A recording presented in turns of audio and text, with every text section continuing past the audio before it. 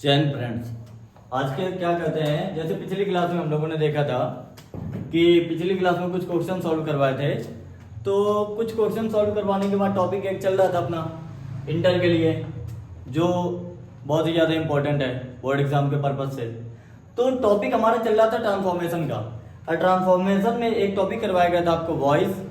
दूसरा टॉपिक आपका चल रहा है क्या, जिसका नाम है इंटरचेंजेस। इंटरचेंजेस में आपको बताया था कि इंटरचेंजेस जो होते हैं, एक होता है अफर्मेटिव से क्या होता है निगेटिव, एक होता है असर्टिव इनटू इंटेरोगेटिव, और एक होता है असर्टिव इनटू एक्सक्लेमेटरी।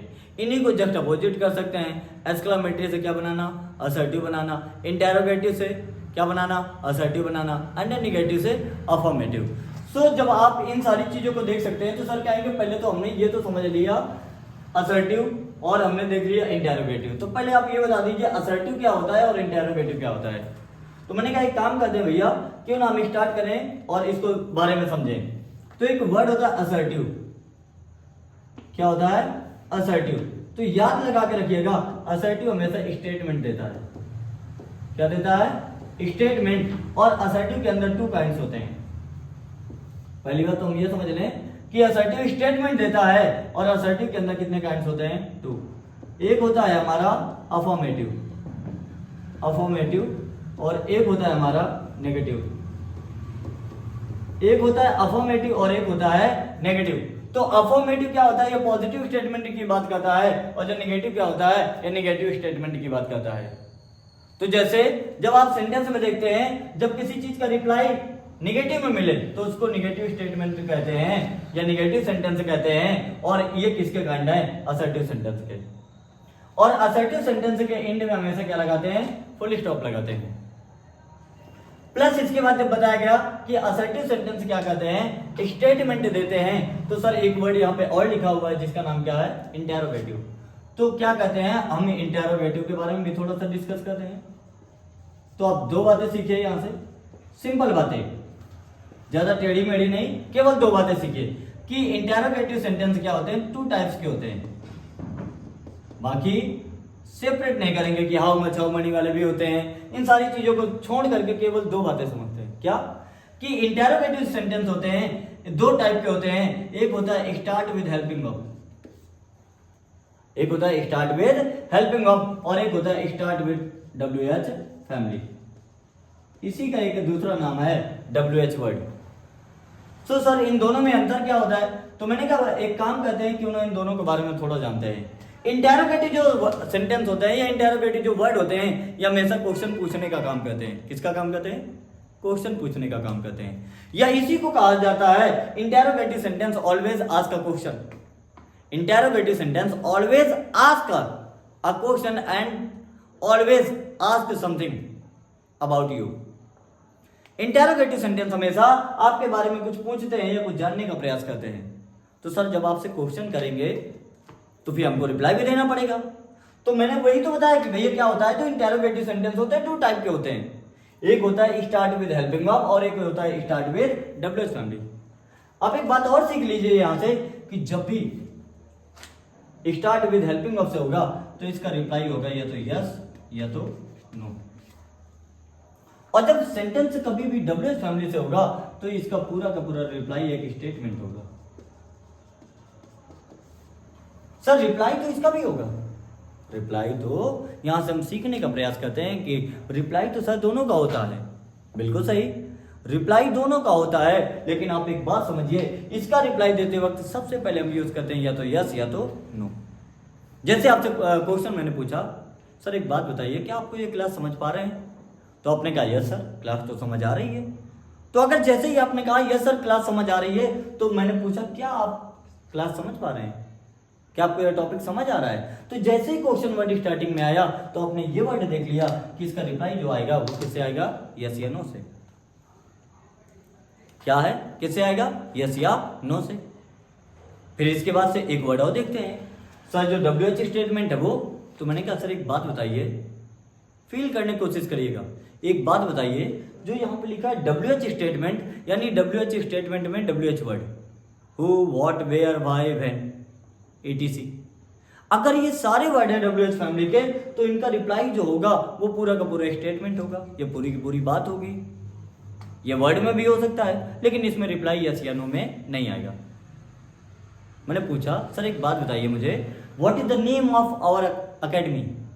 आपने कहा तुरंत रिप्लाई किया सर मास्टर अकेडमी। यहीं पे तो है जो हमारा पूरा का पूरा सिलेबस का क्लियर कराया जा रहा है।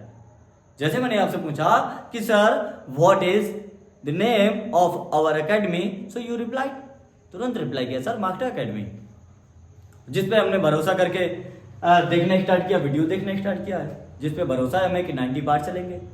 तो सर जैसे ही मैंने आपसे पूछा कि व्हाट इज नेम, जैसे ही आपसे नाम पूछा गया तो आपने तुरंत बता दिया, और उस वर्ड की सेंटेंस की स्टार्टिंग किससे थी? वर्ड से। अगर इस वर्ड की स्टार्टिंग वर्ड से थी तो ऐसे ही कुछ वर्ड होते हैं जिनको हम क्या करेंगे? ट्रांसफॉर्म करेंगे। और ट्रांसफॉर्मेशन का एक बेसिक कॉन्सेप्ट क्या कहता है कि आप सेंटेंस को बदल सकते हैं, लेकिन सेंटेंस के स्ट्रक्चर बदला जा सकता है, लेकिन उसका सेंस बदलना नहीं चाहिए। क्या नहीं बदलना चाहिए? आप ये कह सकते हैं कि सर आप सेंटेंस को बदल दीजिए, कोई इशू नहीं है, लेकिन सेंटेंस का स्ट्रक्चर बदलना नहीं चाहिए। सर वो तो बदला जाएगा, सर वो तो बदला जाएगा। तो सर फिर क्या ऐसे समझे? तो मैंने कहा भैया जब कभी भी ट्रांसफॉर्मेशन की बात आती है तो आप सेंटेंस के स्ट्रक्चर को भी बदल सकते हैं, सेंटेंस को बदल सकते हैं, लेकिन उसका कभी सेंस बदलना नहीं चाहिए। अच्छा सर सेंस नहीं बदलना चाहिए, तो अब सेंस अगर नहीं बदलना चाहिए तो इसके लिए एक बात बताई गई आपको। क्या ये बताई गई कि जब असर्टिव सेंटेंस को इंटरोगेटिव बनाते समय या असर्टिव सेंटेंस को इंटरोगेटिव बनाते समय हेल्पिंग वर्ब को सेंटेंस के स्टार्टिंग में या सब्जेक्ट के स्टार्टिंग में लिखते हैं, यानी सेंटेंस के स्टार्टिंग में सबसे पहले हेल्पिंग वर्ब आएगी। तो एक काम करते हैं, थोड़ा सा यहां पे समझने का प्रयास करते हैं। मैंने पूछा ही इज अ डॉक्टर, मैंने सिर्फ अभी सिंपल सी बात पूछी है और इंटरोगेटिव बनवाने का प्रयास कर रहा हूं। आप कहेंगे सर ये तो हमको पता है कि हम क्या करेंगे, इज ही अ डॉक्टर, लेकिन सर ये ट्रांसफॉर्मेशन का कॉन्सेप्ट नहीं है। ये किसका कॉन्सेप्ट है? केवल और केवल सेंटेंस को चेंज करना। और ट्रांसफॉर्मेशन क्या कहता है कि आप सेंटेंस को बदलिए, लेकिन उसका सेंस बदलना नहीं चाहिए। जब उसका सेंस नहीं बदलना चाहिए तो यहां पे तो सेंस बदल गया। आप क्वेश्चन मार्क लगा दिए उसके प्रोफेशन के ऊपर, क्या वो डॉक्टर है? क्या वो डॉक्टर है? और इसमें क्या कह रहा है? वो डॉक्टर है। तो आपने तो प्रोफेशन ही उसका पूछ लिया, क्या श्योर है? तो इसका मतलब क्या है कि आप ये केवल और केवल चेंजेस सीखें जो बचपन में सिखाया जाता था कि इंटरोगेटिव बनाते समय हेल्पिंग वर्ब स्टार्टिंग में लगा देते हैं। तो अब थोड़ा सा देखते हैं मास्टर का मास्टर स्ट्रोक और क्या समझते हैं कि असर्टिव सेंटेंस को इंटरोगेटिव बनाते समय हेल्पिंग वर्ब सब्जेक्ट के स्टार्टिंग में लिखते हैं। अगला पॉइंट क्या कहता है? यदि असर्टिव सेंटेंस पॉजिटिव है तो, यदि असर्टिव सेंटेंस पॉजिटिव है तो इंटरोगेटिव बनाते समय नॉट लगाते हैं। क्या लगाते हैं? नॉट लगाते हैं। अगर असर्टिव सेंटेंस क्या है? पॉजिटिव है तो इंटरोगेटिव बनाते समय नॉट लगाते हैं। लेकिन अगला पॉइंट क्या कहता है? यदि असर्टिव सेंटेंस का निगेटिव है, यदि असर्टिव सेंटेंस का निगेटिव सेंटेंस है, निगेटिव सेंटेंस है तो इंटरोगेटिव में या इंटरोगेटिव सेंटेंस बनाते समय नॉट का प्रयोग नहीं करते। अगर सेंटेंस पॉजिटिव है, अगर क्या है सेंटेंस पॉजिटिव है तो नॉट का प्रयोग करेंगे, लेकिन अगर सेंटेंस निगेटिव है तो नॉट का प्रयोग नहीं करेंगे। तो क्या करते हैं, एक एग्जांपल देखते हैं। क्या लिखा है? He can go there, he can go there. तो सबसे पहले आपको क्या बताया गया? ये बताया गया कि आप हेल्पिंग वर्ब को सेंटेंस के स्टार्टिंग में लिखते हैं इंटरोगेटिव बनाते समय। लेकिन एक बात और याद लगा के रखिएगा, interrogative sentence always takes a question mark. Interrogative sentence में हमेशा क्वेश्चन मार्क लगाना होता है। तो आपने क्या लिख दिया? कैन। पहला पॉइंट क्या लिखा था? असर्टिव सेंटेंस को हेल्पिंग वर्ब सब्जेक्ट के स्टार्टिंग में लिख देते हैं। तो सब्जेक्ट हमारा क्या है? ही। तो ही के बाद क्या लिखा है? कैन। और कैन हमारी हेल्पिंग वर्ब है। कैसी हेल्पिंग वर्ब है? Sir model. अगर मॉडल है तो इसका मतलब क्या है? कैन को स्टार्टिंग में लिख दें और फिर क्या लिख देंगे? ही। क्या लिख देंगे? ही। और जब ही लिख देंगे तो आप एक छोटी सी बात और देखने का प्रयास करेंगे और यहां से सीखने का प्रयास करेंगे। क्या लिखा है? कैन, ही। अगला पॉइंट क्या कह रहा है? यदि असर्टिव सेंटेंस पॉजिटिव है तो इंटरोगेटिव बनाते समय नॉट लगाते हैं। तो यहां पे क्या लगा देंगे? नॉट क्या लिख देंगे, गो देयर, और फिर लास्ट में क्या लगा देंगे, question mark. Can he not go there, ये क्या कह रहा है, ही कैन गो देयर, वो वहां जा सकता है। तो आपने क्या कहा, can he not go there, क्या वो वहां नहीं जा सकता, इसका मतलब जा सकता है। अगला सेंटेंस क्या कह रहा है, they do not work hard, they do not work hard, तो आप क्या बना देंगे, डू, डू, डू के बाद क्या लिख देंगे, दे।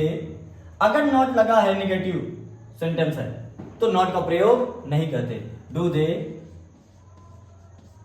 वर्क हार्ड, और क्या लगा देंगे, क्वेश्चन मार्क। अगला सेंटेंस देखिए क्या लिखा है, she is a good speaker, she is a good speaker, तो आप इसको जब बनाएंगे तो क्या लिख देंगे, is she not a good speaker, और लास्ट में क्या लगा देंगे, क्वेश्चन मार्क। खत्म। अब तो देखते हैं अगला टॉपिक। अगला टॉपिक क्या कह रहा है, उसी में कह रहा है कि भैया ये इंटरचेंजेस हैं, तो आपको मेरे भाई एक छोटी सी बात केवल और बताना चाहता हूं कि प्लीज आप अगर स्टडी नहीं करेंगे तो फिर बेकार है, क्योंकि जीवन में ये देखा गया है जिसका जो काम है वो नहीं करना चाहता। जिस व्यक्ति का काम पढ़ना है वो पढ़ना नहीं चाहता, बाकी सब कुछ करना चाहता है। जिस व्यक्ति का काम कुछ और करना है वो काम नहीं करना चाहता, बाकी सब कुछ करना चाहता है। मेरे भाई प्लीज़ आप ये ध्यान रखें, क्योंकि एक बात कही जाती है और डॉक्टर भीमराव अम्बेडकर साहब ने भी कहा था कि शिक्षा वह सरनी का दूध है, जो इसे पिएगा वो दहाड़ेगा। इस बात को आप माइंड कर लीजिए और ध्यान रखिए। आप आखिरी कगार पर हों डिप्रेशन की या किसी की भी, आप किसी भी कंडीशन में हैं, आप सब कुछ लीव कर दीजिए, कोई दिक्कत नहीं है, लेकिन आप प्लीज पढ़ाई को लीव मत करिए, क्योंकि यही वो धन है जिसको ना तो डिवाइड किया जा सकता है और ना तो इसको खर्च किया जा सकता है। जितना आप इसका यूटिलाइज करेंगे उतना ही ये बेनिफिशियल है। सो ज़्यादा ना कुछ कहते हुए टॉपिक को अपने देखते हैं। टॉपिक हमारा क्या कह रहा है, कह रहा है यदि दिए गए असर्टिव सेंटेंस में नेवर शब्द आए तो। सर क्या है, अगर दिए हुए सेंटेंस में नेवर आए, नेवर शब्द आए तो इंटेरोगेटिव बनाते समय हेल्पिंग वर्ब, क्या लिखा है, हेल्पिंग वर्ब लगाते हैं। और आपको बताया था कि हेल्पिंग वर्ब कहां लगाते हैं, सेंटेंस में सब्जेक्ट के पहले लगाते हैं, और नेवर को एवर में बदल देते हैं। नेवर को किस में बदल देते हैं, एवर में। तो आप यहां पे साइड में लिख सकते हैं नेवर इक्वल एवर। ये तो है नॉर्मल जिंदगी, फिर से वही बोलूंगा कि ये तो है आम जिंदगी। अब देखें कुछ मेंटोस जिंदगी, मतलब क्या। अब फिर से अगले टॉपिक में क्या कहते हैं, मैं कहा भैया एक काम करेंगे, देखेंगे मास्टर का मास्टर स्ट्रोक। अपना जो टैग लाइन है मास्टर एकेडमी, और जो अपनी एकेडमी भी है अपना टैग लाइन भी है मास्टर का मास्टर स्ट्रोक, और अब की बात 90 पार। तो आप देखें क्या कह रहे हैं, नेवर को एवर में बदल सकते हैं, ये तो सत्य है। लेकिन मैं एक अगला टॉपिक आपको देता हूं और अगला कॉन्सेप्ट देता हूं। क्या कह रहा है कि हेल्पिंग वर्ब लगाकर बनाते हैं और नेवर को एवर में बदल देते हैं। लेकिन अगला रूल क्या कहता है, यदि असर्टिव सेंटेंस में नेवर शब्द आए तो उसे हटाकर इंटेरोगेटिव वर्ड व्हेन का प्रयोग करके, इंटेरोगेटिव वर्ड का व्हेन का प्रयोग किया जा सकता है और उसे इंटेरोगेटिव बनाया जा सकता है। तो सर देखते हैं फिर ये क्या लिखा है, he can never disturb you. बात याद लगा के रखिएगा, यहां पे लिखा है कैन। कैन एक मॉडल है और मॉडल के साथ वर्ब की हमेशा बेस फॉर्म आती है। तो यहां से क्या कहते हैं, इंटेरोगेटिव बनाएंगे तो क्या लिख देंगे, कैन। कैन के बाद क्या लिख देंगे, ही। पहला रूल क्या कहता है, नेवर को हटा करके एवर लगाते हैं, नेवर इक्वल एवर। तो क्या लिख देंगे, एवर। आगे क्या लिखेंगे, डिस्टर्ब यू, और क्या लगा देंगे, क्वेश्चन मार्क।